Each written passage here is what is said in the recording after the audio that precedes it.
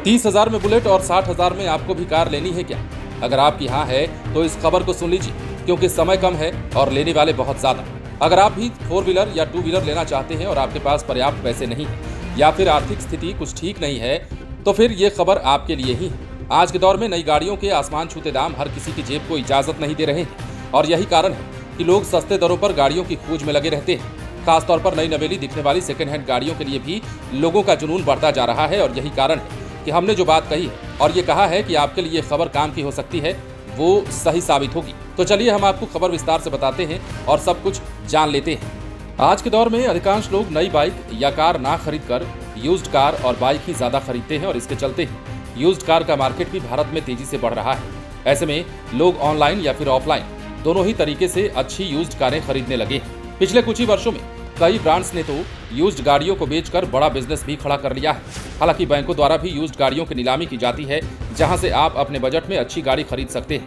Bank of India के zonal manager Om Prakash Chaudhary बताते हैं कि नीलामी में गाड़ियों की काफी सस्ती खरीद की जाती है और साथ ही साथ बैंक की तरफ से सारे कागजात के साथ सेल लेटर भी उपलब्ध करवाए जाते हैं, जिससे खरीदार को भविष्य में कभी भी कोई दिक्कत ना हो। बैंक ऑफ इंडिया के पटना जोन के जोनल मैनेजर बताते हैं कि उनके क्षेत्र में बिहार के कुल 4 जिले आते हैं। सामान्य रूप से जब कोई अकाउंट NPA यानी कि नॉन परफॉर्मिंग एसेट बन जाता है तो बैंक द्वारा उसकी रिकवरी की जाती है। यह भी जान लेना चाहिए कि जब बैंक द्वारा एक मूवेबल एसेट जैसे कोई गाड़ी दी जाती है तो अगर वो NPA में चला जाता है तो उसे ऑथराइज्ड सीजर ऑफिसर के द्वारा थर्ड पार्टी के पार्टनरों की मदद से बैंक सीज कर लेती है। आगे बताया जाता है कि मूवेबल एसेट में अगर गाड़ी होती है तो उसे सीज करने के बाद एक सुरक्षित स्थान पर रखा जाता है और फिर से उसे नीलामी प्रक्रिया से बेचकर रिकवरी की जाती है। इसके लिए पूरी तरह से पारदर्शी तरीका अपनाया जाता है।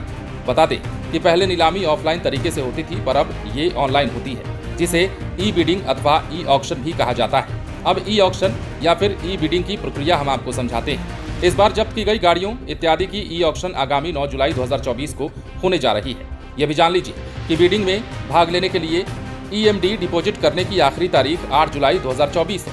इच्छुक लोग इसके लिए ऑनलाइन पोर्टल www.ibapi.in पर जाकर बिडर के रूप में खुद को रजिस्टर कर सकते हैं और इसके अलावा ऑफलाइन तरीके से भी बिडिंग की प्राप्त जानकारी की जा सकती है।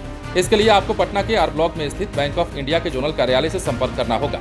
अब आपको अगर गाड़ी चाहिए तो इसमें आपको स्कॉर्पियो से लग्जरी कार से लेकर रॉयल एनफील्ड यानी कि बुलेट गाड़ी तक शामिल है और कहा जा रहा है कि बुलेट की कीमत जो रखी गई है वो 30,000 से शुरू है और इसके अलावा 60,000 में अगर आप चाहें तो लग्जरी कार भी अपने घर ला सकते हैं।